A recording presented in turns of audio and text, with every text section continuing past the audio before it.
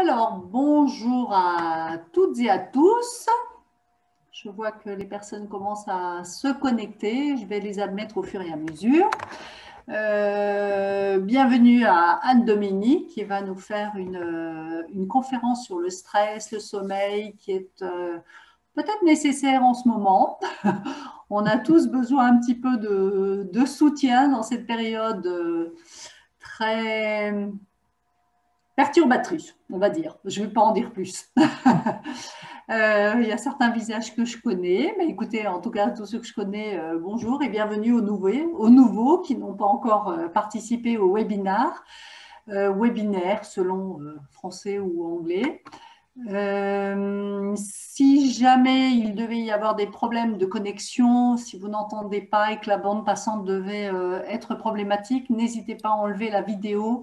En tout cas, je demanderai à tout le monde d'enlever le son. Ça permettra à tout le monde d'entendre dans de meilleures conditions et de ne pas avoir de bruit de fond surtout. Donc, c'est parti pour 1 heure. On ne va pas s'endormir. Gardez ça pour ce soir, mais nous avons tout ce qu'il faut pour bien dormir. Voilà, je laisse la parole à Anne-Dominique. Je te laisse te présenter également. Si vous avez des questions, vous avez la possibilité en bas dans le chat de mettre vos questions. Si c'est des questions vraiment sur un petit complément d'information, éventuellement, je me permettrai, Anne-Dominique, de te couper. Si c'est vraiment des questions qui n'ont rien à voir avec juste le slide, on reprendra les dernières questions à la fin. Voilà, normalement on en a pour 1 heure, mais c'est jamais très précis, hein. On essaye de se caler sur 1 heure, mais ça dépendra des questions. Voilà, je vous souhaite une bonne conférence et puis à tout à l'heure pour les questions. Ok, merci beaucoup Françoise pour cette intro. Donc bonjour à tout le monde, ravi de vous retrouver pour ceux qui étaient déjà là la dernière fois ou de vous trouver pour les nouveaux, comme dit. Donc effectivement, on va parler de stress. On va surtout parler de stress parce que le mauvais sommeil en découle et on verra qu'au niveau de la phytothérapie, on est à peu près dans les mêmes plantes. Donc voilà, alors je vais me présenter rapidement pour ceux qui ne me connaissent pas encore. Donc je suis naturopathe certifiée de l'école Planta Santé de Rosheim, d'Elisabeth et Christian Busser, où j'enseigne également en cursus de naturopathie. J'ai ouvert un petit cours d'initiation à la naturopathie à l'Université populaire de Strasbourg, qui se fait sur 2 ans, qui permet au tout public de se réapproprier un petit peu le fonctionnement du corps, de découvrir un petit peu ce que c'est la naturopathie et éventuellement de travailler sur ce fameux trépied de la naturopathie dont on parle toujours, c'est-à-dire l'alimentation, la gestion des émotions et puis le mouvement, la respiration, l'hygiène de vie, puisque on le sait, tout ça va déterminer un petit peu un petit peu beaucoup d'ailleurs, notre état de santé. Voilà. Dans ma vie antérieure, parce que j'en ai eu une avant d'être naturopathe, j'étais chirurgien dentiste pendant presque 25 ans. Voilà, oui, c'est comme ça. Et voilà, je me suis donc tournée après vers la naturopathie, qui, comme je le dis toujours, n'est pas juste un métier que l'on exerce quand on ouvre la porte d'un bureau éventuellement, ou quand on rentre en cours, voilà. Et après, c'est fini. C'est vraiment quelque chose qui se vit au quotidien. Je pense qu'on ne peut pas être naturopathe si soi-même on n'applique pas certaines règles et si on ne vit pas la naturopathie. En tout cas, pour moi, c'est une passion et je la vis, j'allais dire, presque au quotidien. Presque, parce que de temps en temps, on oublie un petit peu la naturopathie, on se permet un petit peu des petits dérapages. Mais bon, il en faut de temps en temps. Voilà, pour le moral, pour ne pas stresser. Pardon ? On dit toujours que le week-end, on peut s'accorder des écarts. C'est ce que j'ai toujours entendu. Voilà, c'est le joker. Le dimanche, il y a les jokers qui sortent. C'est ça. Ok. Donc aujourd'hui, je vais surtout vous parler du stress et le sommeil va en découler naturellement puisqu'on sait très bien que si on stresse, on ne dort pas bien et que si on ne dort pas bien, on a son niveau de stress, on est beaucoup plus vulnérable au stress. Donc les deux sont vraiment intimement liés Et puis, effectivement, comme dit, les plantes qui agissent sur le stress permettent aussi d'agir sur le sommeil. Voilà. Et donc, on va voir un petit peu tout ça. Mais avant de rentrer justement dans la phytothérapie, à proprement parler, je voulais vous parler un petit peu d'abord du stress. Qu'est-ce que c'est? Qu'est-ce qu'on appelle le stress? Qu'est-ce que c'est? Voilà, j'aime bien qu'on sache un petit peu de quoi on parle au départ. Et donc, voilà, je voulais vous parler du père historique du stress, qui était un médecin endocrinologue et qui a travaillé, qui a créé le mot stress et qui a travaillé beaucoup là-dessus, qui a défini ce qu'il appelle le syndrome général d'adaptation. Et c'est donc, alors en français, ça s'écrit donc le docteur Hans Selye, mais comme il est d'origine hongroise, j'ai eu la chance d'avoir une auditrice hongroise qui m'a dit qu'on disait le docteur János Sejés. Voilà. Alors, excusez-moi s'il y a des Hongrois que je ne prononce pas tout à fait bien. Mais enfin, voilà. Parce que je disais toujours que je ne savais pas comment on le prononçait, son nom, puisqu'effectivement, il est d'origine hongroise, il a vécu à Vienne et il s'est installé à Montréal, au Canada, pour y exercer. Donc, je ne savais plus trop comment prononcer son nom, à la française, à l'américaine, etc. Donc, voilà, maintenant, j'ai appris János Sejés. Voilà. Et donc, en 1936, il déclarait « Le stress, c'est la vie ». Et oui, le stress, c'est la vie, parce qu'aujourd'hui, nous l'avons sans doute oublié, mais le stress est au départ un moyen mis en œuvre par notre organisme pour nous adapter. En effet, la santé peut se définir comme un état dynamique qui reflète l'aptitude d'un organisme à s'adapter continuellement aux nouvelles conditions dans lesquelles il se trouve. On retrouve ce qu'on dit en médecine chinoise, le yin, le yang, la voie du milieu. On est toujours à la recherche de cet équilibre. Et toute perturbation perçue par notre organisme va provoquer un stress, c'est-à-dire une réaction d'adaptation à ce choc afin d'y résister. Et là, on comprend bien qu'effectivement, ce stress est une réaction salutaire de l'organisme pour lutter contre les agressions, qu'elles soient d'ordre physique ou psychologique. Ce qu'il faut bien comprendre, c'est que sans stress, l'homme ne serait peut-être plus là, hein, n'aurait pas pu évoluer, il ne serait peut-être plus là. Puisque, par exemple, à une époque reculée, eh bien, c'est ce fameux stress qui, par toutes les réactions physiques qu'il engendre et dont on va parler un petit peu après, nous permettait de courir, ou permettait à nos ancêtres plus exactement, de courir à perdre haleine afin de sauver leur vie quand ils se retrouvaient face à un lion, par exemple. Et donc, ce stress permettait d'avoir toutes ces réactions physiques pour réagir de façon positive, somme toute, hein, pour pouvoir se mettre à l'abri. Et donc, le stress s'arrêtait.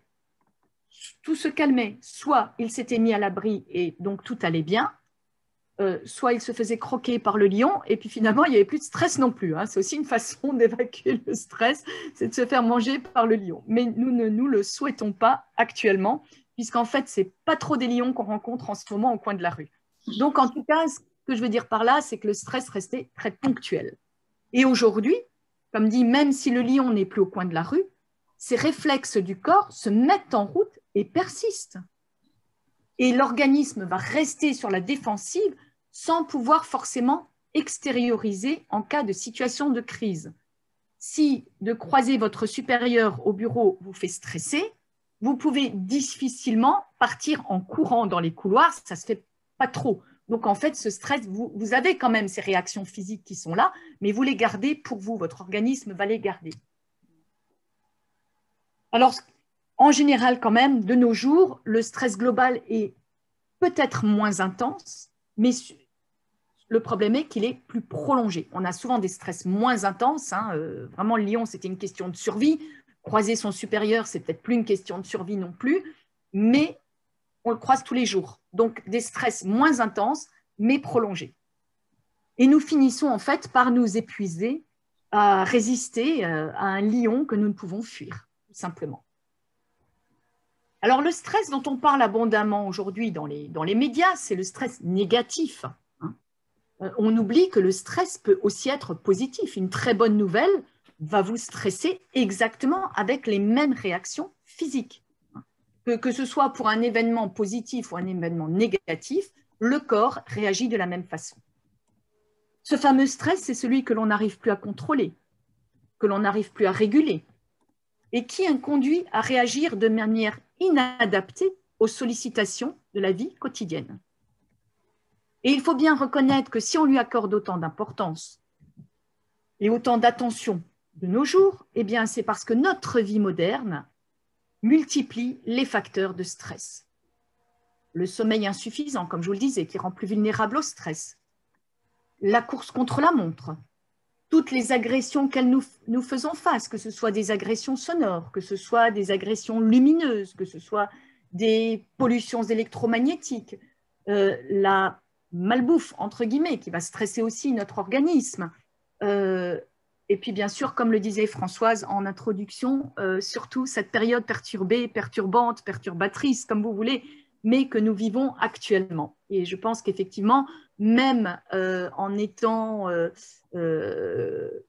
costaud, si je peux me permettre le terme, entre guillemets, et en se disant, voilà, je sais mettre une distance entre les événements et moi, nous sommes tous impactés quand même par ce qui se passe actuellement.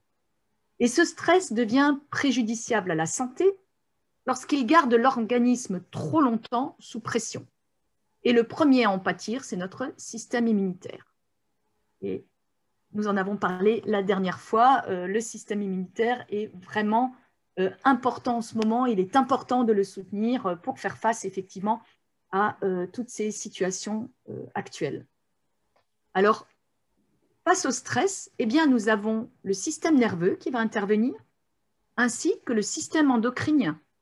Et le système endocrinien, par la sécrétion excessive d'hormones, notamment l'adrénaline et le cortisol, dont le but, effectivement, est de permettre au corps de réagir, c'est-à-dire de fuir le lion. Au départ, nous avons exactement ce qu'il faut bien comprendre, c'est qu'actuellement, nous avons exactement dans notre corps les mêmes réactions physiques que notre ancêtre quand il fuyait devant le lion. On a exactement les mêmes réactions physiques, c'est-à-dire le but de ces hormones, c'est de mettre à disposition de mettre à disposition au niveau de notre organisme l'ensemble des réserves énergétiques du corps pour faire face et de travailler sur les différents systèmes pour que le corps puisse réagir et effectivement fuir le lion. On va voir tout ça en détail un petit peu plus loin. Mais déjà, on comprend qu'à long terme, le corps va s'épuiser, devenir vulnérable et les personnes les plus sensibles au stress vont développer progressivement un syndrome de désadaptation qui se manifeste par divers troubles. Alors là, ça touche tout l'organisme et c'est chacun qui va réagir en fonction de son, je dirais, de son terrain, de son terrain un petit peu fragile, un petit peu faible, de son point faible. Le système immunitaire va être impacté chez tout le monde. On peut avoir des problèmes au niveau du système cutané.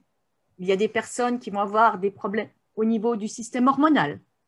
Ça peut être le système digestif qui est impacté. Ça peut être le système nerveux qui est impacté. Ça peut être aussi tout ce qui est cardiovasculaire, tout ce qui est métabolique. Bref, la liste est vraiment longue. Et de nos jours, les cabinets médicaux sont remplis de patients fatigués, dépressifs, spasmophiles, colitiques, hypertendus, compulsifs et j'en passe, tous victimes de ce syndrome de stress. Tous sont à la recherche d'un équilibre perdu depuis que leur super système de régulation interne s'est détraqué. Il semblerait que 80% des consultations médicales soient liées ainsi au stress d'une manière ou d'une autre, de même que 60 à 80% des accidents de travail seraient liés au stress. Ce sont des chiffres absolument énormes. On se rend compte effectivement que le stress est à l'origine de beaucoup de pathologies. Alors justement, on va voir un petit peu, je rentre peut-être un petit peu dans les détails là, pour voir ce qui se passe dans notre corps quand on stresse. Eh bien, c'est ce qu'on appelle donc le syndrome général d'adaptation, qui désigne à l'origine, tel que l'a défini le docteur János Juliás, je suis trop contente d'arriver à le dire en hongrois. C'est la première fois depuis les années que je le dis, que j'arrive à savoir comment ça se prononce. Excusez-moi, je me fais mon petit kiff là. Donc, le syndrome général d'adaptation désigne à l'origine la réaction non spécifique de défense se déroulant à l'intérieur de l'organisme. Ce qui est important, c'est de souligner le non spécifique. Je veux dire, quel que soit le stress, comme je vous le disais, positif, négatif, on a exactement les mêmes réactions qui vont se passer. Et puis là aussi, le stress, ce que je veux dire aussi, c'est que le stress est variable d'une personne à l'autre. Il y en a, ils vont gagner au loto, ça va leur faire un tout petit stress, et puis il y en a, ils vont gagner au loto, ça va leur faire un gros stress. Donc, je veux dire, là aussi, chacun, quel que soit le stress, qu'il soit décrit comme insignifiant ou petit par certaines personnes ou comme par important par d'autres, c'est un stress et le corps réagit de la même façon. Et il va réagir par ce qu'on appelle la réaction d'alarme, ce qui était désigné comme la phase 1, la réaction d'alarme. Et la réaction d'alarme se déroule en 2 temps. Dans un premier temps, il y a ce qu'on appelle la sidération. La sidération, c'est-à-dire que c'est le système parasympathique qui va prendre le dessus. L'organisme reconnaît l'agression et se prépare à répondre, à réagir. Cette phase-là, en fait, c'est comme s'il y avait un arrêt sur image. Vous savez, vous avez la nouvelle, hop, alors ça peut durer quelques dixièmes, centièmes de seconde. C'est très rapide. Ce système parasympathique va tout figer. On a un ralentissement du rythme cardiaque et c'est comme s'il y avait un arrêt sur image. Et tout de suite après, c'est le système sympathique qui prend le dessus. Et là, on a la réaction fuite ou combat. Dans les 2 cas, que ce soit fuite ou combat, c'est les mêmes réactions qui se font au niveau du corps. C'est donc le système sympathique qui prend le dessus. Et tout le monde sait que le système sympathique, c'est ce qui va vers l'action, c'est ce qui booste, avec production donc d'hormones telles que l'adrénaline et le cortisol. Et là, il y a augmentation du rythme cardiaque, augmentation du rythme respiratoire, augmentation de la glycémie. Le cortisol va permettre effectivement d'aller chercher le glycogène qui est notre forme de stockage du glucose au niveau du foie et des muscles pour libérer justement ces molécules de glucose, pour que nos muscles puissent avoir l'énergie suffisante pour courir très, très, très, très vite, parce que le lion, lui, court très, très, très vite. Alors moi, j'ai couru très vite, vous voyez, j'ai réussi à récupérer la peau de bête. Un truc qui me passe comme ça. Donc, c'est moi qui ai couru vite et hop, j'ai eu la bête. Voilà. Excusez-moi, je referme la parenthèse et je reprends très sérieusement ce que je disais. Donc, effectivement, augmentation de la glycémie pour mise à disposition de cette énergie pour qu'on puisse réagir. Il y a également, puisqu'on va réagir, on va bouger, augmentation de la sudation, ce qui est normal pour qu'on puisse éliminer tout de suite très rapidement. Également, dilatation des pupilles, pour voir ce qui se passe. Et puis, pour mieux percevoir l'environnement. Et puis, évidemment, comme je le dis toujours en plaisantant, boire ou conduire, il faut choisir. Eh bien, c'est pareil. Courir ou digérer, il faut choisir. Et dans ce cas-là, la digestion, puisqu'on va courir, la digestion va se ralentir. Le système sympathique entraîne un ralentissement de la digestion. Donc ça, c'est la première phase d'alarme. Et une fois qu'elle est passée, c'est fini.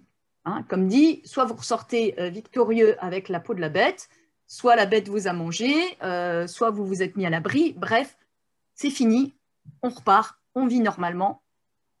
On se remet dans sa petite routine quotidienne et on attend le prochain lion. Malheureusement, ce qui se passe actuellement, c'est qu'on passe en phase 2, qui est la phase de résistance.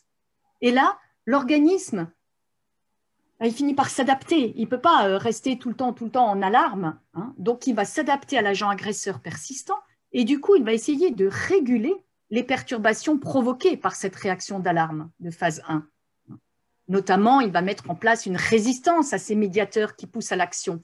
Il va essayer de résister à l'adrénaline, au cortisol, et donc du coup, il va essayer de sécréter plus d'une hormone qui va freiner un petit peu, telle que la sérotonine. Donc, il essaie vraiment de travailler pour ne pas être en réaction d'alarme complètement. Et malheureusement, si ça continue et si on ne sait pas s'arrêter à ce niveau-là, eh bien, si l'agression ne s'arrête pas, on passe en chronicité. C'est la phase 3 d'épuisement. Le stress devient chronique et le corps ne peut plus compenser les dommages. et va manifester ça par divers symptômes. On va avoir des symptômes physiques. Alors là, comme je vous le disais, ça touche selon le terrain tout le corps. La peau, l'appareil respiratoire, le système nerveux, le cardiovasculaire, bref, ça touche tout le corps. Donc des symptômes physiques, des symptômes émotionnels, donc mise en place d'angoisse, d'anxiété, on peut aller jusqu'à la déprime, voire la dépression. Et puis des systèmes comportementaux qui vont en découler, des symptômes, pardon, comportementaux qui vont en découler, tels qu'effectivement de la perte d'estime de soi, de la négativité, et bien sûr, tout cela peut entraîner des comportements addictifs, et on peut trouver à ce moment-là des addictions diverses et variées, toutes les drogues possibles et inimaginables. Et donc, on constate qu'en fait, les personnes qui vivent une forte pression psychologique, on développe beaucoup plus facilement, donc avec du stress chronique, développe beaucoup plus facilement ce qu'on appelle les maladies dites de civilisation, entre autres le diabète de type 2, l'hypertension, toutes les maladies cardiovasculaires, même carrément la formation de plaques d'athérome, qui peut entraîner par la suite des problèmes cardiaques ou des AVC, des choses comme ça. L'obésité également, la prise de poids, le surpoids peut être lié à ces pressions psychologiques et à ces stress. Vous savez qu'actuellement, on parle surtout de burn-out. C'est le grand thème à la mode, le burn-out. Eh ben, quand tout est brûlé, quand on n'a plus de ressources, quand c'est fini. Alors ce burn-out, à l'origine, a été décrit à la fin des années 1960 au Japon, où les cadres stressés, en fait, faisaient des crises cardiaques sur leur lieu de travail. C'était vraiment l'effondrement parce que dans le milieu professionnel qui ne leur apportait plus une reconnaissance, il y avait un conflit de valeurs, éventuellement un sentiment d'injustice par rapport à tout l'effort fourni. Et donc, ces personnes s'effondraient par crise cardiaque au travail. Et c'est là qu'on a commencé à parler de burn-out. Alors, en japonais, le terme japonais, c'était karoshi, puis maintenant, on parle de burn-out.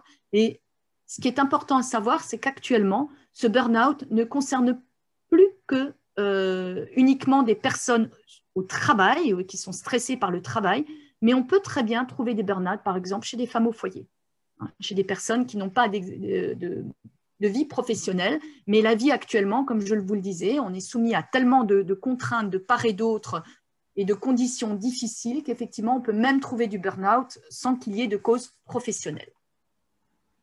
Alors, comment est-ce qu'on va gérer ce stress? Maintenant qu'on sait un petit peu ce que c'est, qu'on voit comment ça fonctionne et qu'on se rend compte que nous sommes tous concernés, eh bien, comment est-ce qu'on va faire pour gérer ça?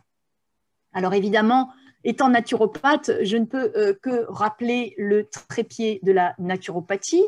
Et bien sûr, on va commencer par l'alimentation.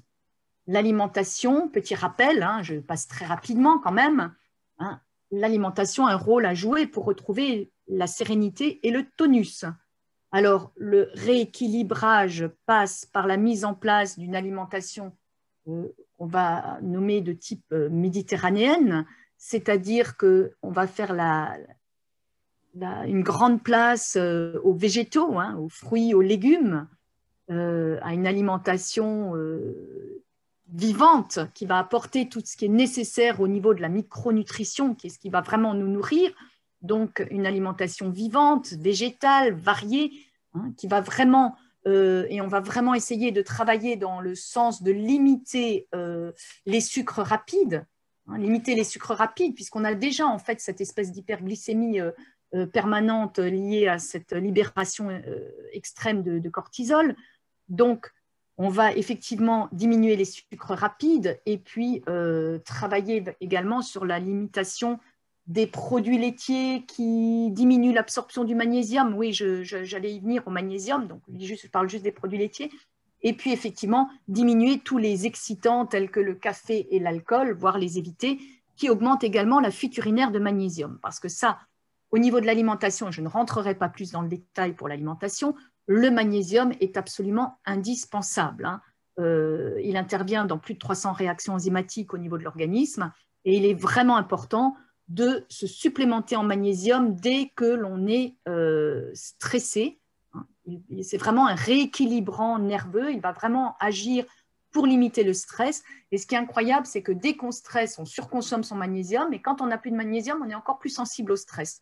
Donc, on rentre dans un espèce de cercle vicieux comme ça, et il faut absolument interrompre ça avec l'apport de magnésium. Et là, malheureusement, même une alimentation équilibrée, variée, ne suffira pas. Il faudra penser à passer par des compléments.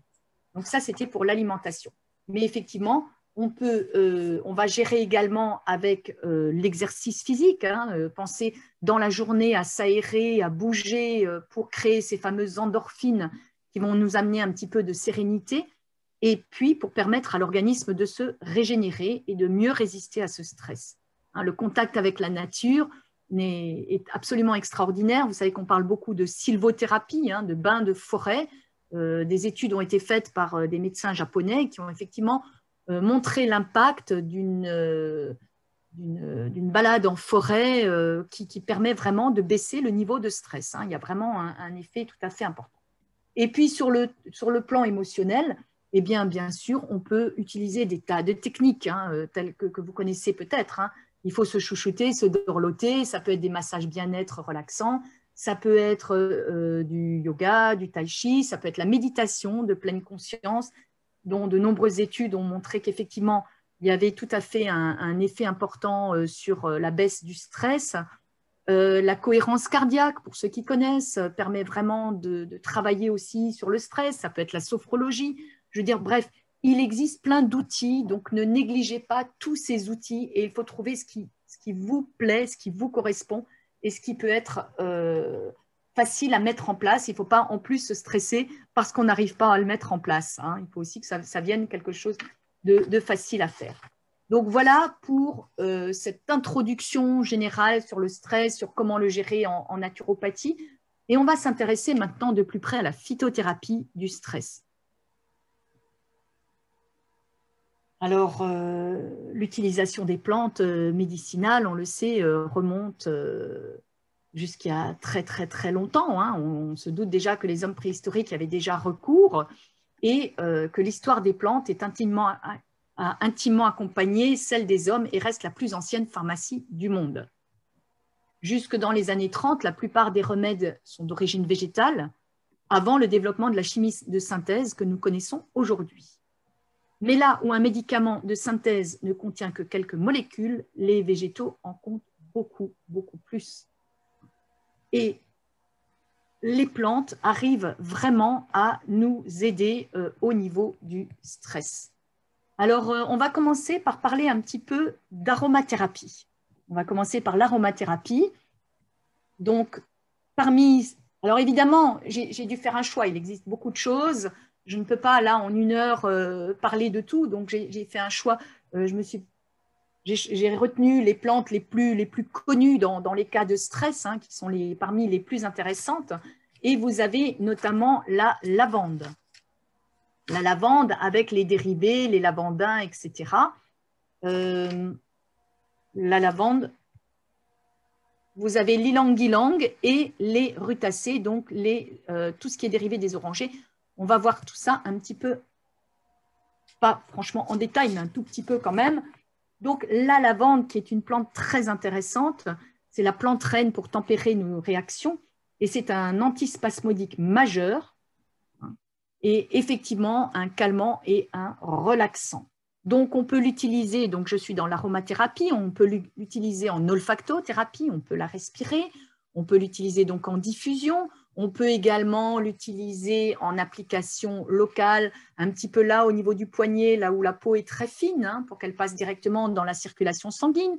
On peut mettre une goutte au niveau du plexus solaire, on peut la diluer. Alors la lavande là, quand c'est juste une goutte, vous pouvez l'utiliser pure, sinon vous pouvez la diluer dans une huile de massage et remonter le long de la colonne vertébrale sur les deux côtés comme ça. C'est un massage très apaisant. On peut masser la plante des pieds, sans chercher forcément des points de réflexologie particuliers. Mais voilà, déjà un massage de la plante des pieds relaxant et en plus avec de l'huile de lavande, essentielle de lavande, ça l'est encore plus. Pour les personnes qui souhaiteraient l'utiliser en voie interne, on peut penser éventuellement aux hydrolats qui sont intéressants ou qu'on peut utiliser chez les plus jeunes. Voilà, pour les personnes qui cherchent des compléments d'information, donc c'est vraiment, elle a une action sédative, anxiolytique, antalgique, calmante, hypnotique. Vous voyez que la lavande, je dirais que c'est un petit peu le couteau suisse de l'aromathérapie. Elle agit à différents niveaux et elle est très, très, très intéressante. Plante suivante, dans la famille des rutacées, on a en huiles essentielles toutes les huiles issues de Citrus aurantium, qui est l'oranger amer. Et on peut penser tout simplement aux zestes d'orange, à l'huile essentielle de zeste d'orange. On peut penser à l'huile essentielle obtenue à partir de la distillation des feuilles de l'oranger amer, et c'est ce qu'on appelle le petit grain bigarade. Mais surtout, on va penser à ma préférée, c'est l'huile essentielle des fleurs issues des fleurs d'oranger, de la distillation des fleurs d'oranger, que l'on appelle le néroli, qui a une odeur absolument sublime et qui est également très intéressante en diffusion. Alors attention, les huiles essentielles de ce qu'on appelle les rutacées, les oranges, les citrons, les pamplemousses, tout ça, ne s'utilisent pas directement sur la peau, elles sont photosensibilisantes, mais en olfaction, c'est une huile qui effectivement est très intéressante puisqu'elle est également sédative, relaxante, anxiolytique. C'est une plante qui a beaucoup, beaucoup d'intérêt. Voilà, vous voyez qu'on va l'utiliser en cas de stress, d'insomnie, de tension nerveuse, angoisse, anxiété. Donc là, on peut effectivement la respirer ou tout simplement la respirer directement au-dessus du flacon d'huile essentielle en évitant de mettre le nez directement dessus, bien sûr, ou alors l'utiliser en diffusion. On peut également la prendre par voie interne en rajoutant une petite goutte éventuellement mélangée dans une cuillère de miel, par exemple. Je rappelle juste que l'aromathérapie, c'est quelque chose de très puissant et que si on ne sait pas l'utiliser, on demande toujours conseil à un thérapeute ou à la personne qui vous vend éventuellement les huiles essentielles pour être sûr de ce qu'on fait. Surtout pas d'usage intempestif, ni chez les enfants, ni chez les femmes enceintes ou allaitantes. Voilà, il y a toujours des petites mises en garde à mettre en place. Donc voilà, pour ceux qui s'intéressent de plus près à la composition, l'huile essentielle d'oranger redonne la vitalité, la confiance en soi. Quand je le disais, au niveau du stress, il y a un moment donné où tout est négatif et où on perd un petit peu pied, on perd confiance en soi. Et bien là, l'huile essentielle de néroli est très, très, très intéressante. Et puis elle est aphrodisiaque, tant qu'à faire, pourquoi pas. Ensuite, plante suivante, vous avez l'ylang ylang. Alors l'ylang ylang, c'est une odeur tout à fait particulière, effectivement, qui est c'est une odeur de fleurs blanches, un petit peu comme le jasmin, etc. C'est une odeur très, très forte. Alors on aime ou on n'aime pas. Ça, c'est très particulier. Et donc, l'ylang ylang est la grande plante du lâcher-prise. Donc, effectivement, en cas de stress, l'ylang ylang peut être très intéressant pour apprendre à lâcher prise, pareil, en olfactothérapie, en diffusion. Pourquoi pas en une petite application locale au niveau du poignet, si on le souhaite. Vraiment une plante qui permet de relaxer et de lâcher prise. Maintenant, on va passer, on a vu en aromathérapie, donc je m'étais arrêtée un petit peu à ces trois. Alors oui, ce que je voulais encore dire quand je parlais d'orange, pour les enfants, on peut penser à l'huile essentielle de mandarine aussi. C'est une huile essentielle qu'ils aiment beaucoup souvent, les petits, au niveau de l'odeur. Donc on peut diffuser un petit peu d'huile essentielle de mandarine, c'est très sympa au niveau de l'odeur. Alors au niveau de la phytothérapie, autre que l'aromathérapie, on va penser aux plantes qui facilitent le sommeil et qui diminuent le stress. Alors, vous avez les trois grandes plantes phares. On trouve toujours la valériane, le pavot de Californie et la passiflore.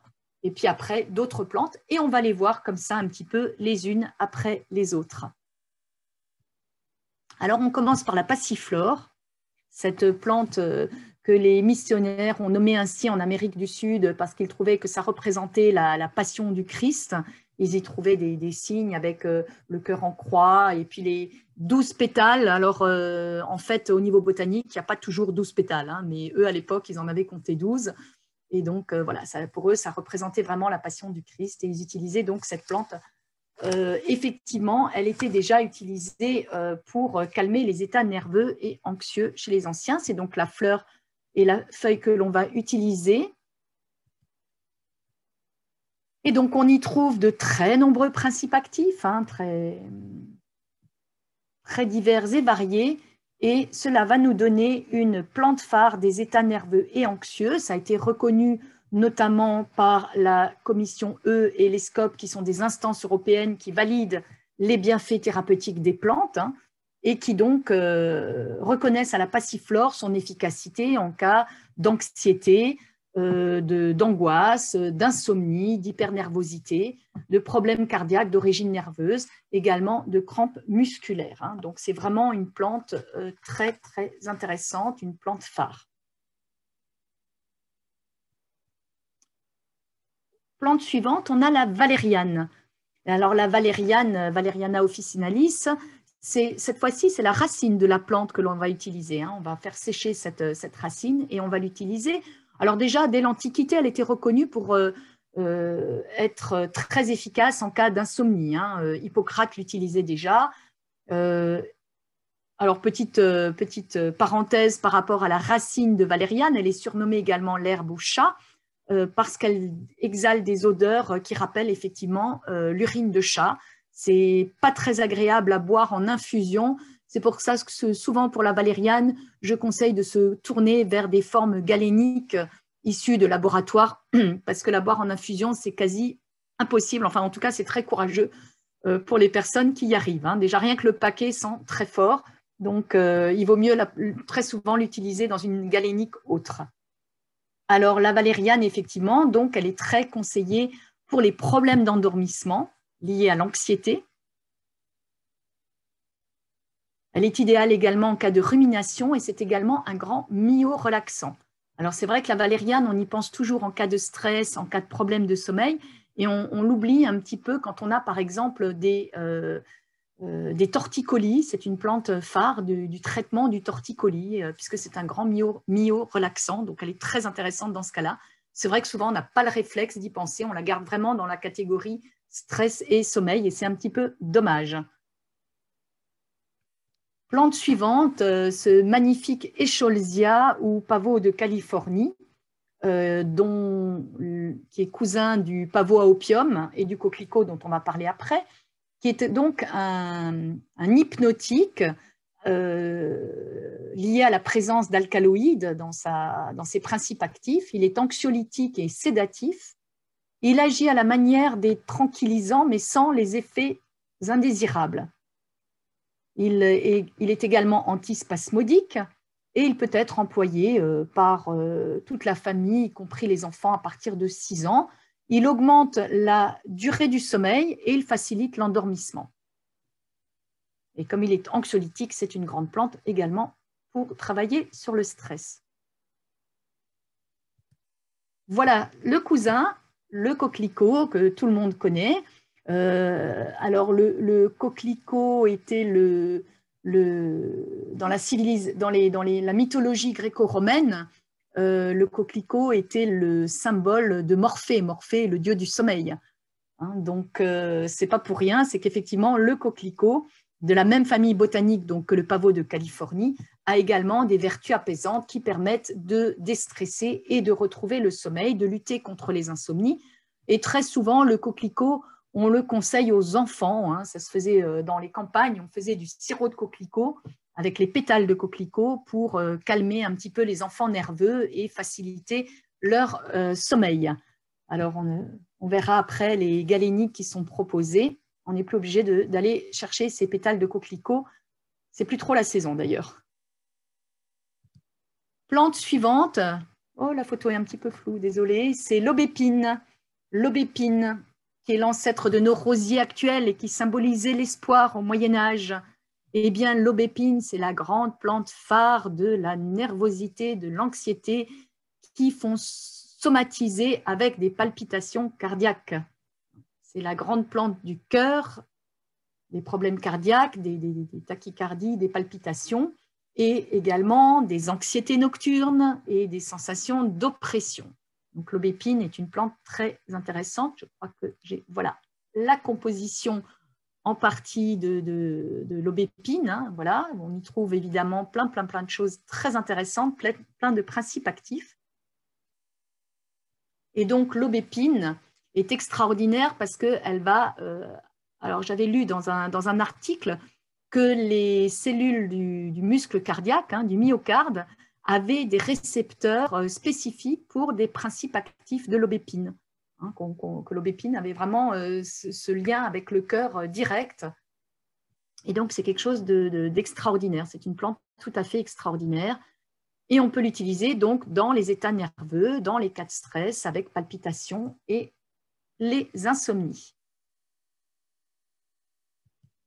Plante suivante, la mélisse. La mélisse officinale, alors elle va agir surtout dans les somatisations digestives. Hein, quand on stresse et qu'on a l'estomac noué ou un nœud à l'intestin, hein, toutes ces expressions populaires que l'on connaît et que les personnes utilisent facilement, eh bien, la mélisse est très intéressante, effectivement, pour calmer, pour son côté antispasmodique digestif. Et donc, elle a un intérêt à la fois dans les cas de stress, quand c'est le système digestif qui est visé, et également dans les cas d'insomnie, pour les personnes qui ont des difficultés à dormir parce que c'est le système digestif qui ne fonctionne pas bien après le repas du soir. Autre plante très intéressante, Humulus lupulus, c'est le houblon, les cônes femelles de houblon qui sont très intéressants également pour leur action sédative. Ils contiennent effectivement une huile végétale, une huile essentielle volatile qui contient notamment des coumarines qui ont ces propriétés calmantes, sédatives, à tel point d'ailleurs que pour la petite histoire, les femmes qui récoltaient le houblon dans les champs de houblon, en général ce sont des femmes qui étaient à la récolte du houblon, eh bien elles chantaient pendant qu'elles travaillaient. Et elles ne chantaient pas parce qu'elles étaient contentes de travailler, peut-être que si quand même, mais elles chantaient surtout pour rester éveillées à cause justement de l'huile volatile qui se dégage dès qu'on cueille ces cônes de houblon secs, séchés, et que ça donne cette envie de dormir.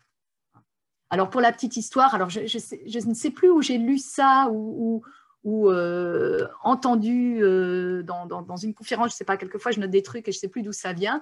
Il semblerait que le Dalai Lama ait dit « Si tu n'as pas la solution à ton problème, assieds-toi et bois une bière. »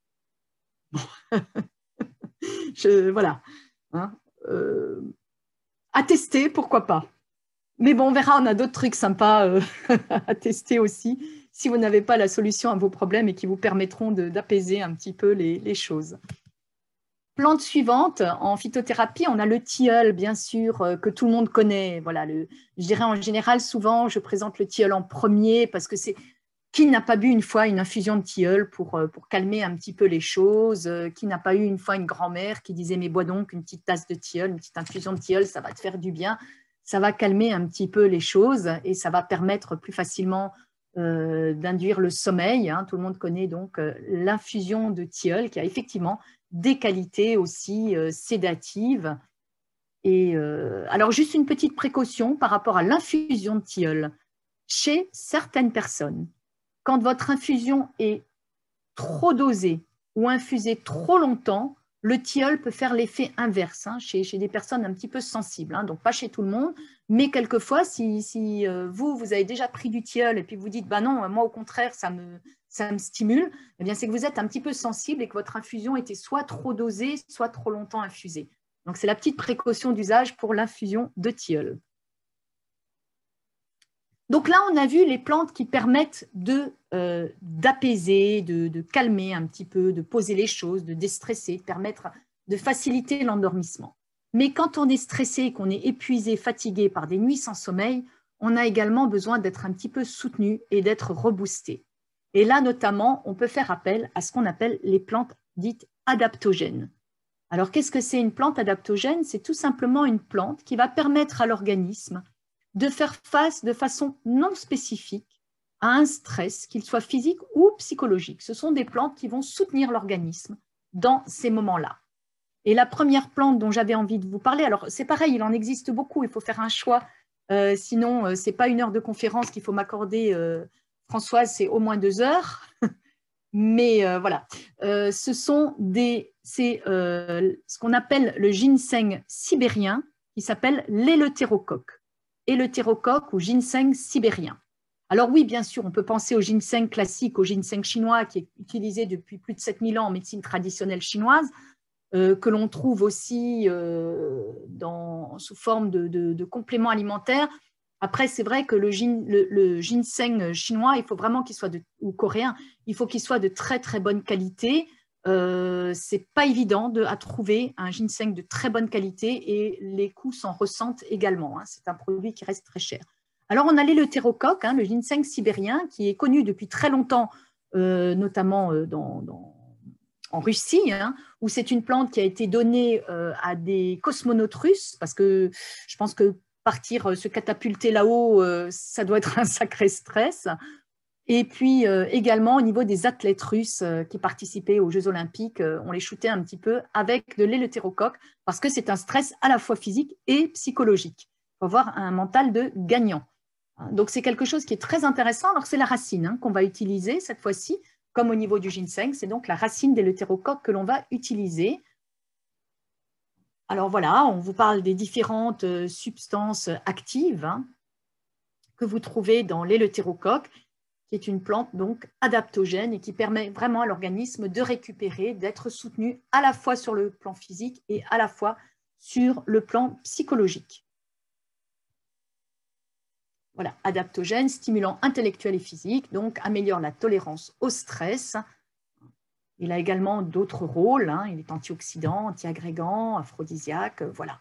Donc, et il est effectivement plus approprié pour l'usage prolongé que le ginseng classique, le panax ginseng, hein, sur un temps plus long. On préférera souvent conseiller l'éleutérocoque. Donc voilà les indications. Donc dès qu'il y a des efforts intellectuels et physiques, les étudiants, les sportifs. Moi, je l'ai beaucoup utilisé chez des comptables en période de bilan comptable. Ce sont des personnes qui travaillent nuit et jour à ce moment-là, c'est-à-dire qu'ils ont beaucoup de travail, ils dorment très peu et j'avais eu la demande effectivement d'un comptable qui était venu consulter et je l'avais mis sous éleutérocoque et effectivement, ça l'avait vraiment soutenu pendant cette période de bilan comptable.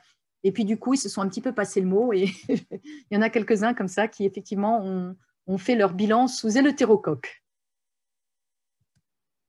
Autre plante adaptogène très intéressante, la rhodiole, Rhodiola rosea, qui fait partie de la famille des orpins. Alors, la rhodiole, elle pousse aussi au nord de la Sibérie. C'est une plante, effectivement, de pays froids. C'est également ce qu'on appelle la plante des Vikings, parce que la légende dit que c'est à la rhodiole que les Vikings devaient leur légendaire force et leur endurance. Voilà. Quand on dit fort comme un Viking, c'est grâce à la rhodiole rose. Ils avaient aussi leur petit secret, les Vikings. Donc, cette rhodiole rose est également une plante adaptogène et donc va, comme l'éleutérocoque, soutenir vraiment au niveau d'un stress physique et psychologique. J'aime beaucoup dire que la rhodiole, c'est un petit peu la plante de la zen attitude. Elle soutient vraiment l'équilibre émotionnel. Je la conseille très souvent quand les personnes ont des difficultés d'équilibre émotionnel, hein, quand il y a des périodes chargées, surchargées, quand on a l'impression qu'on n'y arrive plus, qu'on est un petit peu dépassé par les événements. La rhodiole permet vraiment de retrouver une humeur stable, alors, ça ne résout pas les problèmes, mais ça permet d'être plus présent pour résoudre les problèmes.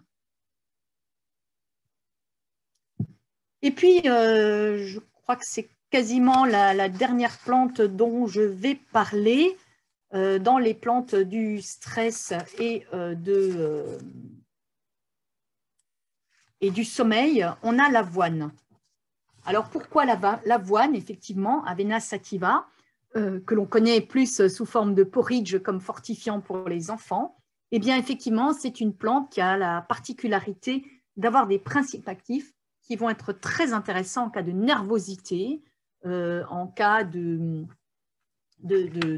stress, de nervosité, et qui va pouvoir effectivement apporter cette sensation de bien-être hein, qui est très intéressante dans les cas d'insomnie, de dépression, d'anxiété.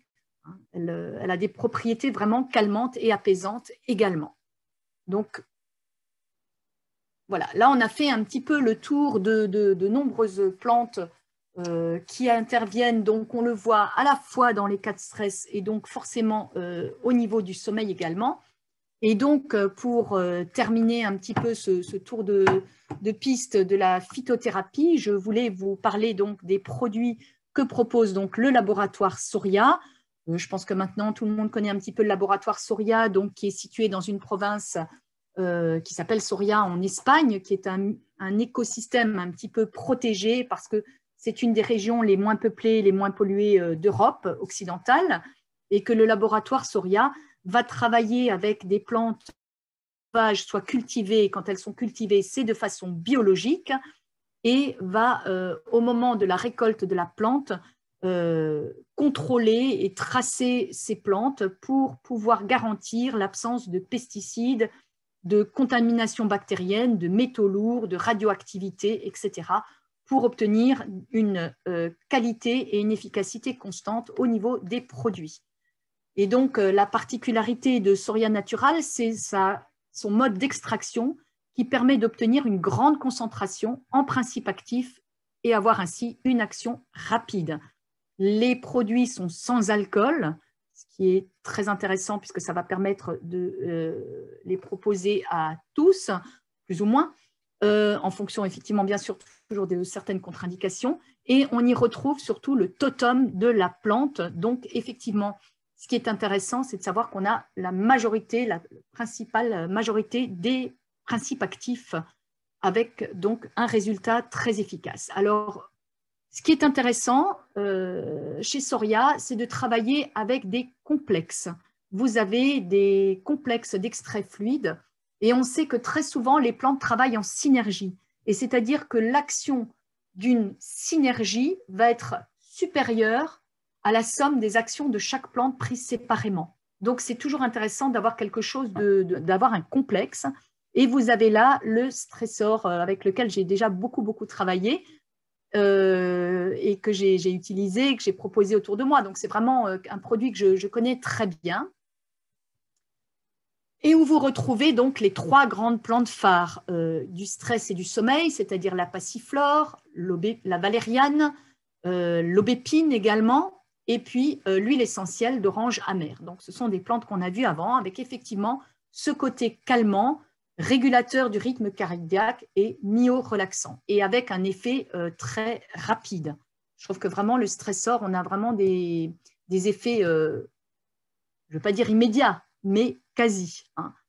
Et c'est donc un produit vraiment une très belle synergie, une très belle composition, et qui agit avec l'avantage de ne pas avoir d'effet rebond quand on arrête, de ne pas créer d'accoutumance. C'est un produit... Alors, je ne sais pas si, Françoise, tu seras d'accord avec ma façon de travailler, c'est-à-dire que soit on fait la cure de stressor, et grosso modo, un flacon fait à peu près 15 jours de cure, hein, si on respecte la posologie de 3 fois 1 millilitre par jour, mais je l'ai aussi déjà conseillé en ponctuel et de l'utiliser juste sur 2-3 jours quand il y a des événements stressants. Je ne sais pas, tu me diras ce que tu en penses. Oui, tout à fait.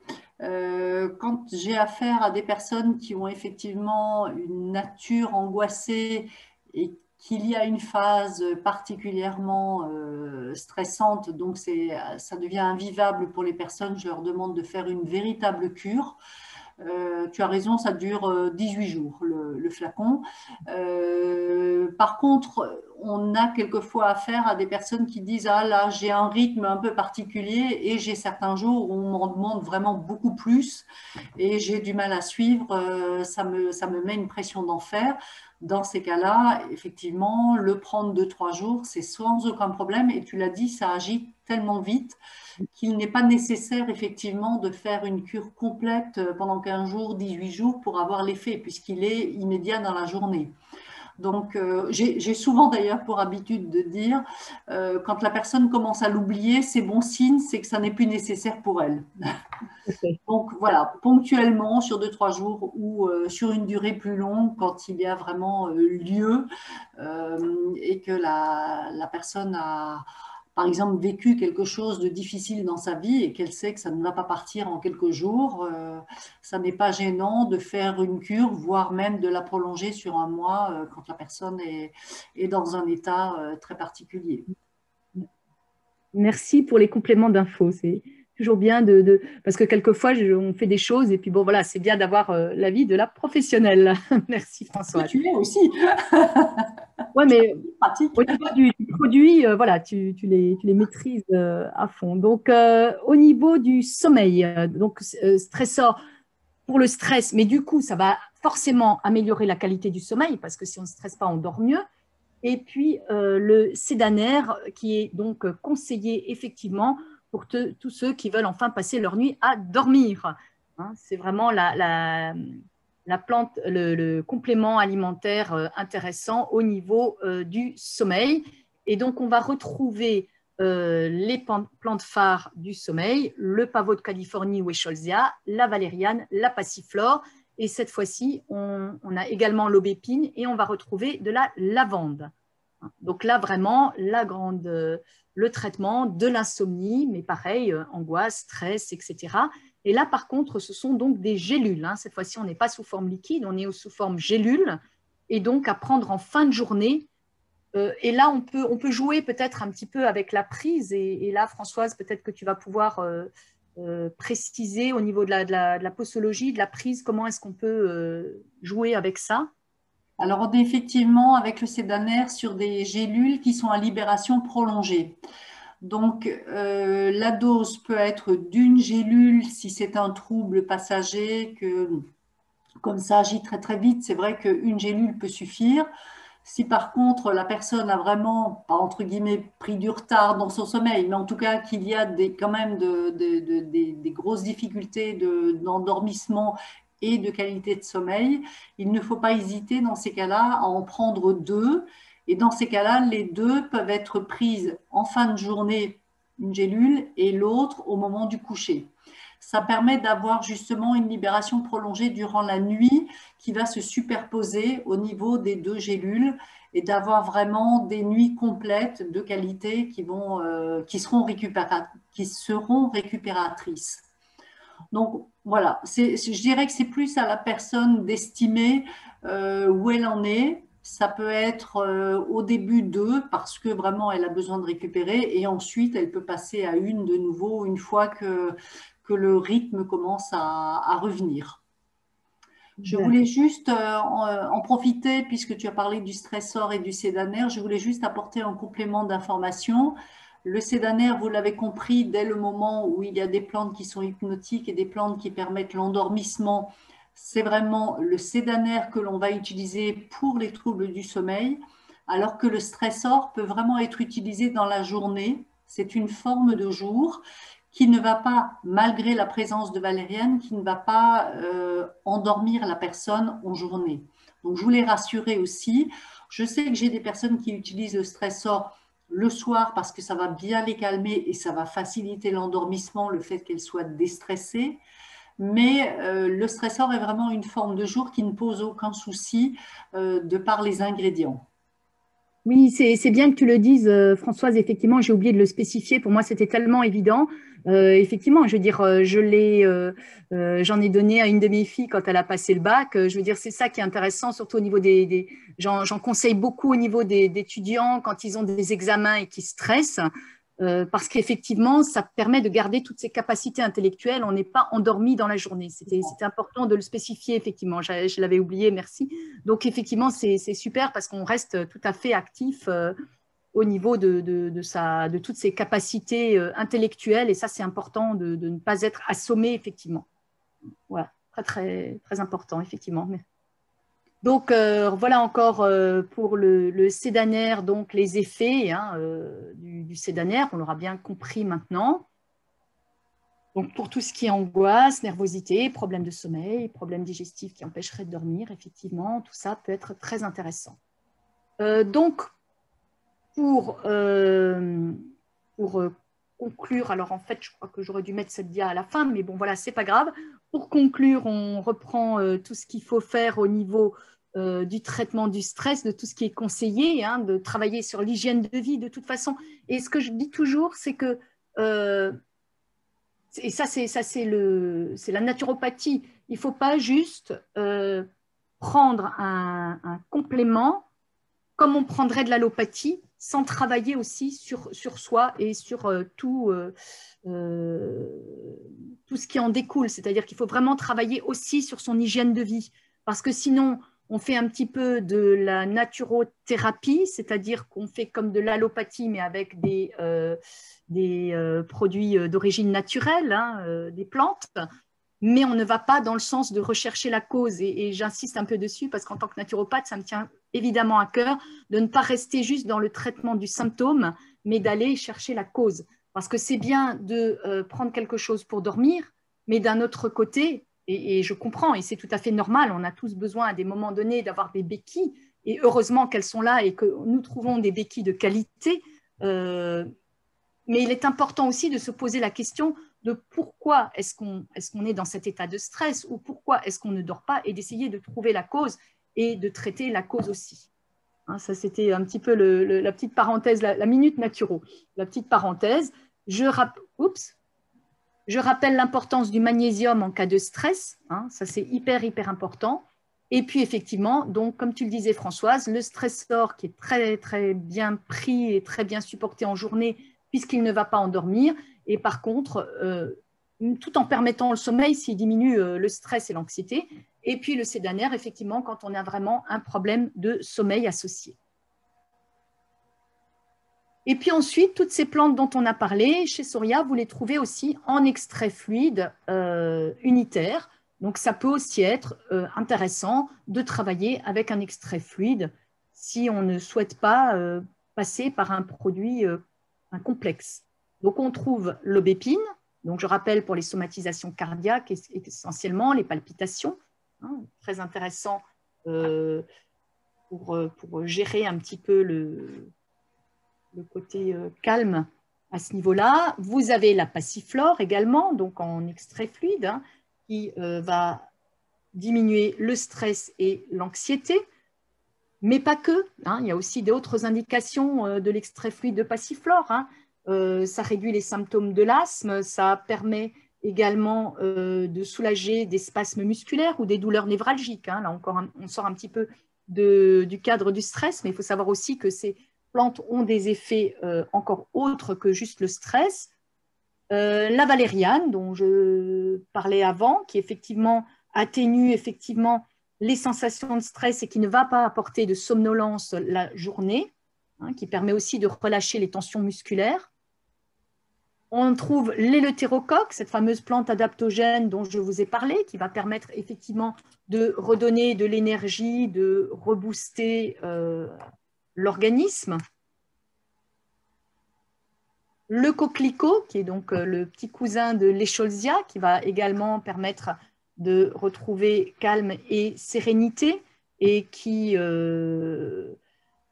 peut également soulager au niveau respiratoire. Hein. C'est une plante également que l'on peut utiliser dans les troubles respiratoires comme l'asthme, la bronchite et tout ce qui est congestion thoracique puisque ça va fluidifier le mucus.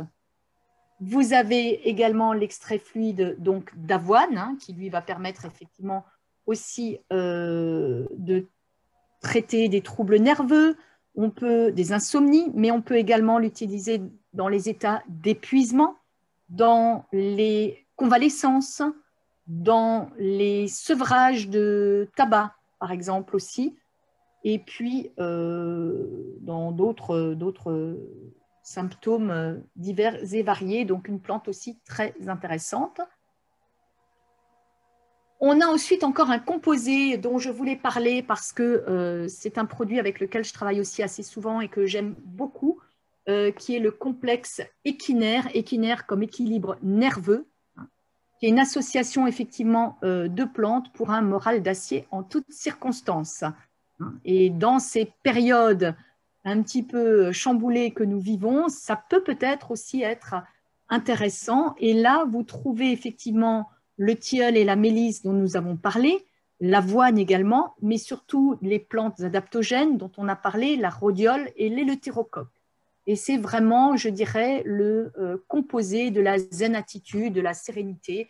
Ça permet vraiment d'aborder les situations avec beaucoup de sérénité. Voilà, alors j'ai fait le tour des plantes et voilà mon dernier conseil, c'est de rester complètement relax et no stress. Alors je sais que c'est plus facile à dire qu'à faire et c'est pour ça que ces plantes sont là pour nous accompagner. Maintenant, je voulais juste encore au niveau des compléments Soria, Françoise, si tu veux bien repréciser, il y a peut-être des personnes qui n'ont pas encore assisté à ces webinaires de Soria et qui ne savent peut-être pas pourquoi certains produits sont marqués XXL. Alors, ce n'est pas XXL justement, et si tu veux bien encore l'expliquer, je pense que ce sera encore une belle façon de terminer ce partage. Oui, alors je vais vite en parler et après on verra les dernières questions. Alors effectivement, ça n'est pas XXL qui figure sur les boîtes, c'est XXI, mais en fait ça signifie plutôt le chiffre romain 21, qui signifie phytothérapie du 21e siècle. C'est vrai qu'il y a 1 an et demi, Soria Natural a décidé de modifier un petit peu pas sa technique d'extraction, mais le contenu des flacons, des extraits fluides, et de plus en plus maintenant sur les mélanges ou sur les gélules. C'est-à-dire que on a, par exemple, dans nos extraits unitaires, tu as montré tout à l'heure, par exemple, la photo de l'aubépine. L'aubépine va contenir des extraits secs d'aubépine en présence de glycérine végétale.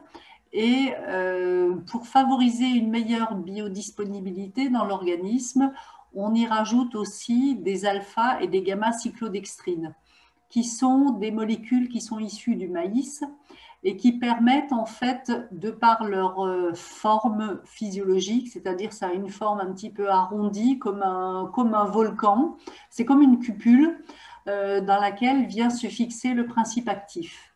Et ce principe actif va être en fait amené par ces alpha et ces gamma cyclodextrines au niveau des entérocytes, c'est-à-dire au niveau tout simplement des cellules de l'intestin, parce que ces alpha et ces gamma cyclodextrines vont servir de transporteurs. Donc, le fait de faciliter le déplacement des principes actifs vers les entérocytes vont tout simplement aider à une meilleure biodisponibilité à travers les capillaires sanguins. Ces cupules, donc ces alpha et ces gamma cyclodextrines, vont ensuite être éliminées tout simplement par les selles. Une fois qu'elles auront libéré le principe actif, elles ne servent plus à rien et donc elles peuvent être éliminées. Donc, depuis que nous utilisons ce système pour favoriser une meilleure efficacité thérapeutique, nous les appelons, voilà, phytothérapie du 21e siècle, et il y a ce sigle 21 qui figure sur les boîtes. Alors, c'est le cas d'un certain nombre, de pratiquement tous les extraits fluides sauf le chardon-marie, parce qu'ils ont un petit problème technologique avec le chardon-marie, c'est pas compatible. Donc, pour l'instant, tous les extraits fluides sont en version 21, sinon un certain nombre de ce que nous appelons chez nous les composors, qui sont des complexes, mis à part les 4 premiers que nous avions sortis, le stressor, le drénazor, l'équinazor et l'expectosor, sinon ils sont tous déjà passés en version 21. Et les gélules, c'est pareil, donc c'est le cas du sédanaire, du déphensate et du dologène, sont également en formule 21, avec en plus une libération prolongée favorisée justement par la présence d'alpha et de gamma cyclodextrine. Voilà, donc c'est un plus qui tout simplement apporte une meilleure efficacité thérapeutique, qui se généralisera dans les années à venir sur d'autres présentations que nous aurons encore. Super. Voilà. Merci Françoise pour ces explications. C'était très intéressant. Je ne connaissais pas l'histoire des alpha et des gamma cyclodextrine, donc c'est très intéressant. Je suis très contente d'avoir eu cette précision. C'est dans la structure en fait de ces molécules qu'on y a trouvé un intérêt. Alors, je voulais reprendre les questions qu'il y a eu. Je vais te laisser répondre pour certaines, pour d'autres, j'y répondrai. Voilà. Donc, il y a une question sur la passiflore. Qu'est-ce qu'il vaut mieux prendre, la passiflore ou l'écholcia? Si tu veux y répondre, sinon j'y réponds, il n'y a pas de souci. Vas-y, j'ai assez parlé, vas-y. Alors, en ce qui concerne la passiflore, j'ai beaucoup plus tendance à la donner dans les cas de grande anxiété. Donc, pour moi, c'est un petit peu comme le stressor. Je le donne vraiment quand il y a des grosses angoisses, quand il y a de l'irritabilité. Alors que l'écholcia, j'ai beaucoup plus tendance à le donner pour le sommeil, pour favoriser l'endormissement, pour favoriser les troubles nocturnes quand la personne se réveille la nuit et que l'on va favoriser en fait le réendormissement. Voilà un petit peu ma logique, en sachant quand même que la passiflore étant calmante, c'est vrai que si la personne se réveille la nuit et qu'elle est vraiment très énervée, elle peut associer à la limite l'écholcia et la passiflore, mais il y en a un qui sera calmant, l'autre qui favorisera vraiment l'endormissement. Voilà pour cette manière de voir les choses. J'ai une autre question sur les intolérants au gluten et l'avoine. Alors, dans la pratique, j'ai des intolérants au gluten qui utilisent l'avoine et qui n'ont pas de troubles. Donc, même si l'avoine en contient légèrement, mais je n'ai pas de souci en tout cas avec l'extrait d'avoine. Je ne prendrai peut-être pas ce risque avec des vrais allergiques au gluten, mais dans le cas de l'intolérance, en tout cas, je n'ai eu aucun retour qui posait souci. En ce qui concerne est-ce que tu veux répondre à cette question le magnésium, quand on est stressé chronique, faut-il en prendre tout le temps ou bien faire une cure? Comment tu vois les choses de ton côté?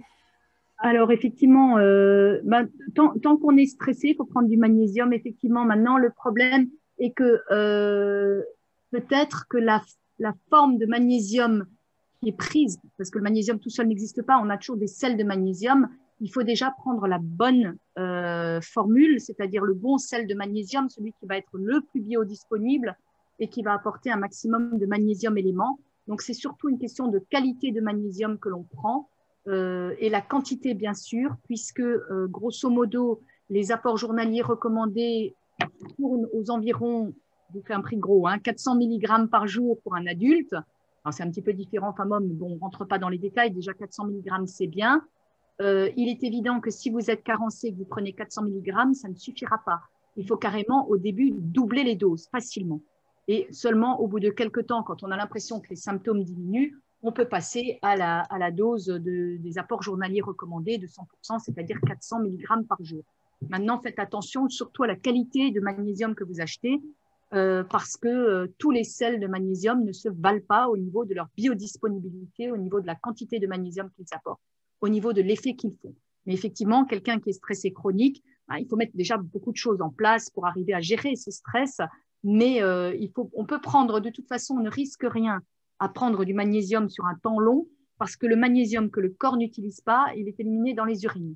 Donc, il n'y a aucun risque de prendre du magnésium sur un long terme. Le seul risque, c'est pour le porte-monnaie. Donc, voilà, il faut essayer Mais si on est vraiment, vraiment stressé, il ne faut pas hésiter à en prendre jusqu'à ce que les symptômes disparaissent. Et notamment, quand les personnes ont des fasciculations de la paupière, vous savez, quand la paupière qui tressaute comme ça, ou des crampes musculaires nocturnes, qui sont des grands signes de carence en magnésium, il faut en prendre jusqu'à ce que ces signes disparaissent, de belles quantités. Voilà. Alors, une autre question, quelle différence entre l'équinaire et le stressor? Alors, le stressor, c'est vraiment la personne qui a des grosses angoisses, qui vraiment peut même aller jusqu'à paniquer à certains moments, qui cède au stress quand il y a effectivement des raisons de stresser, des phénomènes environnementaux qui sont présents. Alors que dans le cas de l'équinaire, ce sera beaucoup plus la personne qui commence à avoir des troubles de l'humeur. C'est-à-dire qu'il y a cette notion de stress bien présente, mais stress, voire problème de sommeil, au point de la déstabiliser dans son comportement ou dans son humeur. Là, je dirais que c'est presque le cran au-dessus. Quand on commence à voir les choses en noir, c'est plutôt de l'ordre de l'équinaire, avec effectivement la présence d'avoine qui va beaucoup jouer, un peu comme le millepertuis. L'avoine est une plante qui va vraiment jouer sur la déprime, voire sur la dépression. Donc on est, je dirais, sur des positionnements différents. Stressor, c'est vraiment le stress, alors que l'équinaire, on est au niveau du trouble de l'humeur, voire même, tu l'as cité à un moment donné, le burn-out, voire même limite burn-out, avec un véritable épuisement qui devient physique et moral. Et en ce qui concerne l'équinaire, au niveau de la prise, on est sur un flacon qui est un petit peu différent, c'est 100 millilitres, alors que pour la plupart de nos flacons, c'est des 50 millilitres. Du coup, dans le cas de l'équinaire, c'est 3 fois 2 millilitres par jour. Et je recommande toujours de ne pas s'arrêter brusquement.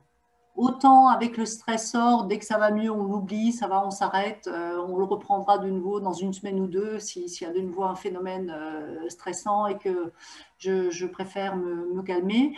Autant avec l'équinaire, il vaut mieux le poursuivre minimum un mois, déjà pour que les choses s'installent correctement, que la personne puisse vraiment aller mieux moralement. Mais ensuite, il s'agit de baisser les doses progressivement. C'est-à-dire que si on est sur 3 fois 2 millilitres, quand on est sur la fin du deuxième flacon, on aura plus tendance à donner ensuite 2 fois 2 millilitres. On laisse passer quelques jours et ensuite 2 millilitres pour les derniers jours. Voilà. Mais c'est à la personne de ressentir. Au bout de quelques temps, il va falloir qu'elle s'arrête. L'idéal, en tout cas, c'est de ne pas s'arrêter brusquement. À partir de quel agent plantes sont-ils obtenus? Alors, je ne comprends pas trop le sens de la question, Tania. Est-ce que vous pourriez m'en dire plus? Dans tous les cas, nous, pour tous les produits que nous avons chez Soria, il s'agit de parties de plantes que nous utilisons. Et donc, il n'y a pas de synthétique puisqu'il s'agit d'extractions très poussées qui nous permettent d'obtenir jusqu'à 95% de principes actifs de la plante. Voilà, donc il n'y a pas de choses synthétiques, à moins que je n'ai pas compris. Je vais voir sur la fin. Ah, pour les alpha et les gamma-cyclodextrines. Alors, il s'agit tout simplement d'extraction à base de maïs qui est naturelle, en fait. Les cyclodextrines sont vraiment des substances tout à fait naturelles qui ne sont pas encore très, très utilisées actuellement, mais qui ont cette capacité de jouer ce rôle de transporteur. Alors, j'ai Laetitia qui me pose la question concernant la présentation, s'il est possible de l'obtenir. Bien sûr, elle me l'a déjà demandé. J'attends, voilà. Toutes les personnes qui souhaitent une présentation, déjà, vous aurez accès au replay.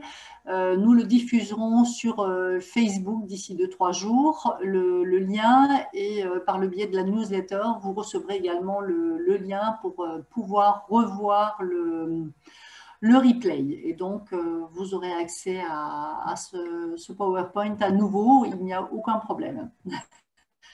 Alors, est-ce que vous avez un magnésium en particulier à proposer? Alors, moi, personnellement, non, je n'en ai pas chez Soria. Je ne sais pas si, Anne-Dominique, tu veux parler d'un magnésium qui te convient ou qui t'a donné de bons résultats. Voilà. Alors, je ne sais pas, est-ce que j'ai le droit de faire de la pub pour d'autres produits, citer des marques?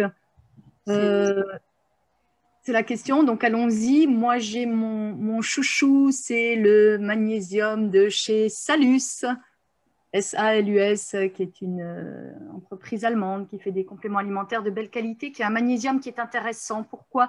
Parce qu'on retrouve en fait l'esprit de chez Soria, c'est-à-dire des formes liquides. J'aime beaucoup les formes liquides parce qu'on n'est pas obligé d'avaler le contenant. En général, on ne mange pas trop le flacon, donc on n'a que ce qu'on veut quand on a du liquide. Et en fait, le magnésium est au cœur de la molécule de chlorophylle.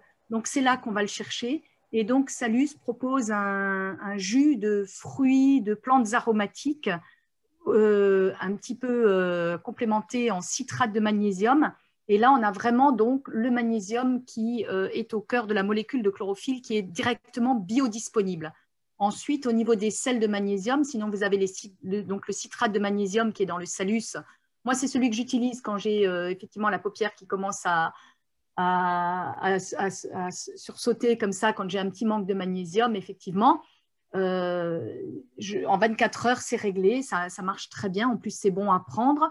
D'autant plus que je l'associe avec du jus d'argousier pour ramener aussi de la vitamine C et des minéraux, pour avoir une espèce d'ensemble de choses qui va rebooster l'organisme. Donc ça, c'est intéressant.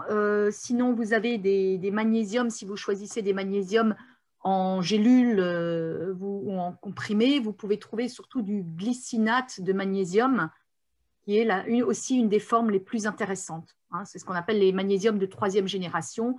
Vous avez les glycinates, vous avez les glycérophosphates et les citrates de magnésium, qui sont les formes les plus intéressantes et qui permettent vraiment d'apporter quelque chose d'intéressant au corps. Voilà. Après, des marques, voilà, il y en a plusieurs, je ne vais pas les énumérer. Il faudrait que je fasse un webinaire sur le magnésium. Il y a de quoi faire. Ok. Alors, on me demande quel intitulé pour rejoindre la page Facebook. Donc, la page Facebook, c'est tout simplement Soria Vie ou Soria Natural France. De même que sur YouTube, tous les autres webinaires sont disponibles sur YouTube Soria Vie. Voilà, si vous avez des suggestions d'ailleurs de conférences, n'hésitez pas à nous le faire savoir. Et sachez aussi que sur le site internet Soria Vie, il y a un onglet qui s'appelle Actualité dans lequel figure un certain nombre d'articles sur des plantes ou sur des pathologies. C'est un petit peu réduit, bien sûr, par rapport à une conférence de plus d'1 heure.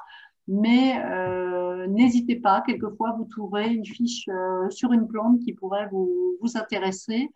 Dans les mois à venir, nous allons en mettre un certain nombre de fiches produits ou de fiches plantes qui seront peut-être intéressantes pour certains ou certaines d'entre vous. Voilà, bah écoutez, on nous dit merci, moi aussi. Je vous remercie pour votre écoute. Je remercie en particulier Anne-Dominique pour ses webinaires très, très intéressants. Et je vous souhaite encore une très belle journée et ne stressez pas dans cette période difficile. C'est vite dit, je le sais. Okay, merci beaucoup Françoise de m'avoir permis de m'exprimer. Et puis, belle continuation à tous. Et comme dit Françoise, no stress, relax. Je crois qu'on va tous faire comme la petite grenouille. C'est le meilleur moyen pour faire face à cette période. Tu l'as dit la dernière fois, n'oubliez pas le rire. N'oubliez pas le rire pour stimuler le système immunitaire, exactement. C'est ça.